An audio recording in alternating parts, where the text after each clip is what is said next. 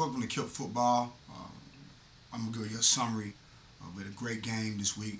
Went down to Rossville, Tennessee. Kipp went down to Rossville, Tennessee, and had opportunity to go in and most definitely become a better football team. We've been having a playoff type schedule that my young men I think have handled very well. Being a second-year program, like I said earlier in my interview 2 weeks ago, that it's day by day, it's game by game, it's practice by practice. And taking this team over as a veteran coach with a lot of experience, I knew the basic fundamentals and the basic things it was going to take to win and be successful that sometimes some people just cannot see and understand. I think we're building a program. I think we're doing it the right way.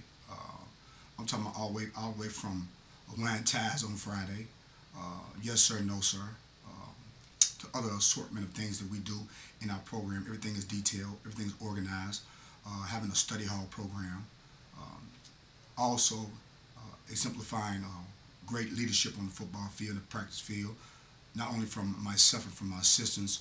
We are learning every day. I mean, that's the main thing that we're trying to do. We're trying to build a championship program that will be very consistent, and that's pretty much what I do. I'm a championship builder, and we're going in the right direction, to make a long story short. We come in on Monday and Tuesday to share with you all that we study. We come in, we do a lot of study work. It's just like going to a classroom, it's like going to English class. It's pretty like going to a football class. So we be in there for an hour and 2 hours. Our coaches go over, I'll speak first. And my coaches come in, we'll go over the scouting report, what you got to do today.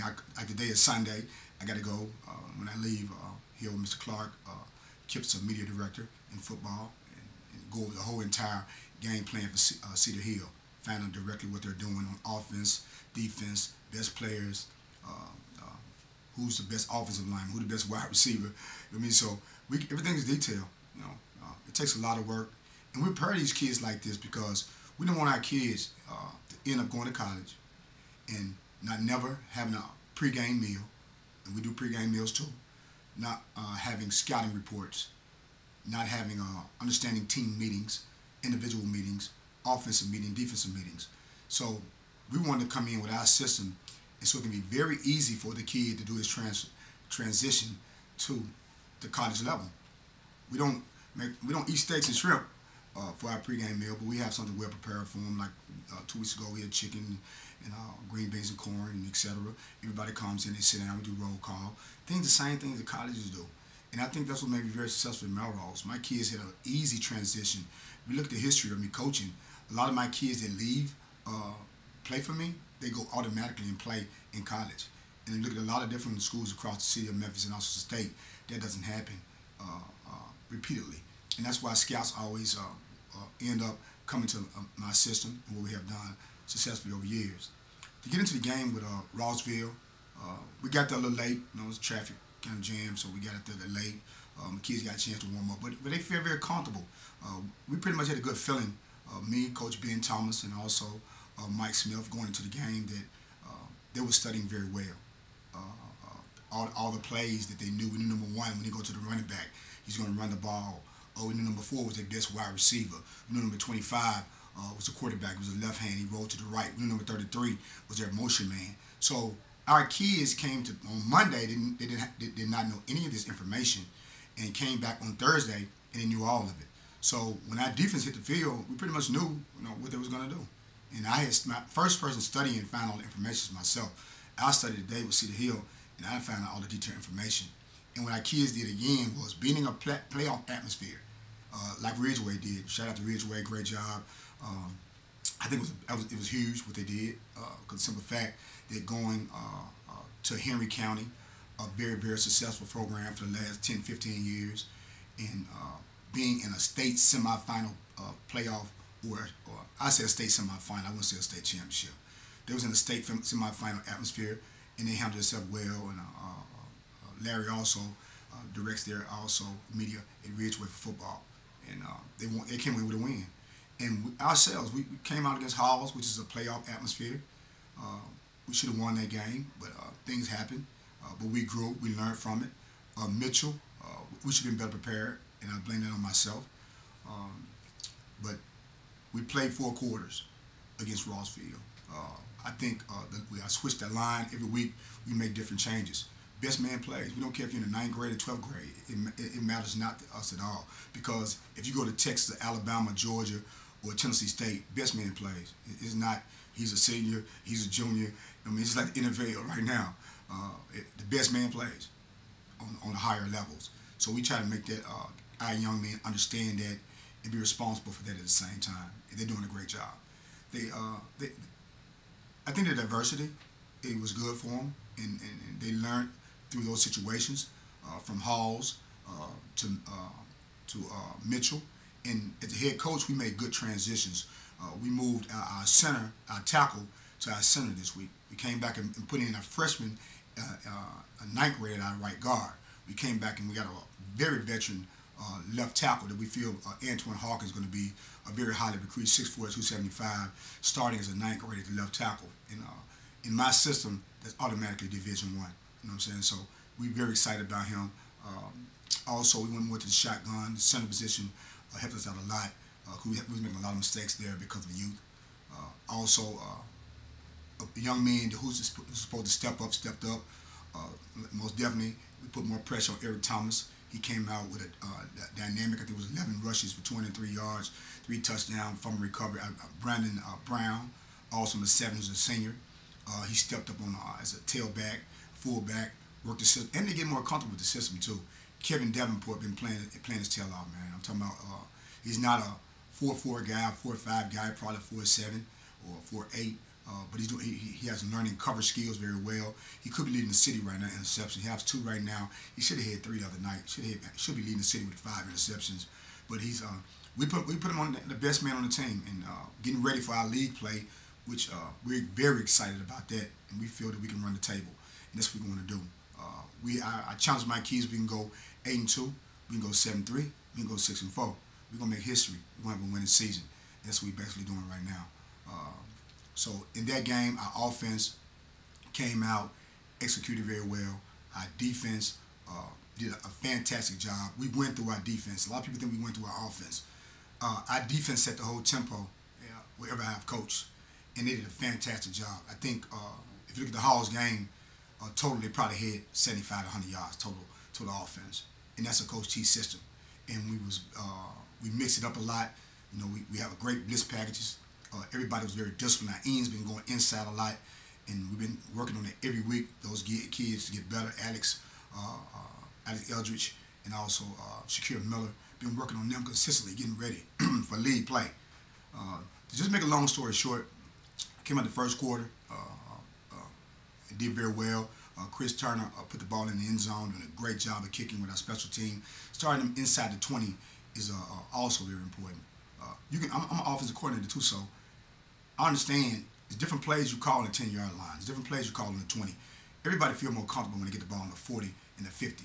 So when we put them in a situation on their 20, we knew that they were basically going to have to run the football. We pretty much knew their system too. So we held them. We got the ball on the 30-yard line. We came back. We pounded the ball. We spread them out because we had better speed. We knew that. So we spread them out. We threw the ball very well. The young line came in and did better. I haven't had a chance to watch the tape yet, so I don't want to be on the show saying exactly what the offensive line did. But I know they did better. I can't say that. And second quarter, we kept it up. The defense kept putting pressure on them. Then we got a system we call Alabama. Alabama is we get the ball, we drive it down your throat. Our lineman against your lineman. And we got good strong tailbacks. And we just do the old Alabama system. And, you know, that's Nick Saban's system to pound you. So we mix it up, we pound you, and etc. So, and this is the first time people really seen my system for us running the football, because I've always been I'm a run-shoot guy, and I always will be a run-shoot guy. But they never understood that my offense is a multiple run-shoot. So I can switch to anything I want to. I can go to a stack guy, split backfield, I-back. I can do wing T. I can do T. You know what I mean? Because I go against all those teams, and I had an opportunity to study those game plans, and etc. So we can switch the way we want to. So when people say, "Oh, you running the ball more now," you know what I mean? We have a quarterback, sort of like Alabama. Just we got a system quarterback that he's growing every week. I think he's going to be a great young man. I think he'll be the best quarterback in 16A. Not just saying that because it's a system we put around him. You know what I mean? We got good athletes around him. He's getting better every week. I think he went 7 for 14 for 150 yards off the top of my head. 2 touchdowns, no interceptions. So he's getting better. And that's the main thing we challenge our kids on, getting better every practice, every day, every game. And that's what we've basically been doing. And it came out today, and we knew it was going to hit. We put 4 quarters together. We run all our sprints before practice. We was out of shape bad the first game. So you can see, we've been making adjustments every week, and that's how we have gotten better. And we're going to another playoff atmosphere this week, going down to Cedar Hill. It's in Olive Branch, so we're asking all the Kipp Nation to come out and support us 100%. The young men are doing very well in the school. No kids was in detention. Every kid came to school ready to focus. Probably had 40 guys on the team, 5 of them white ties. You know what I mean? I'm talking about we just detail. We detail because our job is to prepare kids for college and prepare men to be strong young men. And by winning, they can understand that there are going to be struggles. There are going to be obstacles in life. But football teaches you can make it through. You got to just keep on fighting. You got to keep on challenging yourself. Because in life, sometimes you're going to win, sometimes you're going to lose. So I think football is a great tool to raise young men to be successful in life. And we're using that tool because at a job, you got to be on time. You know what I mean? At a job, you got to perform. You know what I mean? If you want to raise it, you want to be better. You know what I mean? So we do all those things in our system, in our program. And if you got to wear a uniform at your job, you can't come out in uniform. You got to wear a uniform. You know what I mean? So we kill all the excuses. We don't allow young men to have crutches. And I think that's the whole system of building our program. Very successful at Melrose, very well we did it too. And Kipp is going in that direction. I think we'll come out this year with a great winning season. I think we'll go in the playoff. It's first, second round. I already got that vision of that. And young men gonna learn our system. Coaches are learning our system. Year 2, you know what I mean? I'm looking for a 9-1, 10-0. And that's how the system works. And third year, you know, we hopefully will be in a state championship game or the semifinals. That's our vision. That's our goal. That's our plan. You know what I mean? Once again, I'd like to thank the media director, Larry Clark. He's doing a fantastic job. I think what a lot of White Haven don't have a website like this. Manassas, I think I know Ridgeway has it. White Station, all the teams in the North Memphis area. You know what I mean? East, they don't have this tool. And I think this tool is very important because it gives us an opportunity when we use this tool, and I've used it at Fairwear too, to get the information out to the media, get the information out to the fan base, to get the information out to the city of Memphis, to the state of Tennessee, to the country. Let them know how we building this program, how we taking it step by step. So you get an opportunity to see myself, Tim Thompson, and the Kipp family build a mansion from ground. That's what you're seeing, day by day, game by game, practice by practice. Thanks so much. Getting ready to do my homework. Get ready for Cedar Hill. Y'all come out, support us 100%. The following week, we got a big homecoming with BTW Warriors. We coming back home, and I'd be glad to come back home. We'll be on the road a lot. You know, we got to do sack lunches, get on the bus, so I'm looking forward to come back home, getting a good pregame meal. Going to be in Rose College. Going to be in North Memphis. I got a lot of family coming out. North Memphis going to come out big for our homecoming. You know what I mean? So we bringing hope back to North Memphis, and that's one of my main goals. Coaching at Kipp and coaching back at the high school, which is Cypress, which was my junior high was Cypress, and bringing hope back to the community, you know what I mean? And that's what we're doing, and I'm excited about that. You know what I mean? People stopping by, you know what I mean, showing us love. The kids walking around the school feeling good today, this week, and that's what it's all about. You know what I mean? So y'all keep staying with us. Once again, shout out to our video director. You know what I mean? He does our video. You know what I mean? He does the sport right, all the great stories you see, all the pictures that you see, all the great highlights after football season. All the parents get together, give the media director and do highlight tapes, you know what I mean, to get these kids in college. And it's just so thankful. Y'all just don't know how big it is, you know what I mean, to have a video guy. So when y'all see Larry Clark out there, you know what I mean, doing his video and his video team, because sometimes he also does a contract with Ridgeway. So when you see him out there, show him love because it's very important. And I thank Next Level for sponsoring the website and also the highlights and everything else. So we're very thankful. It's your guy. I'm Tim Thompson, the head coach at Kipp High School, and tune in for our next viewing. Thank you so much.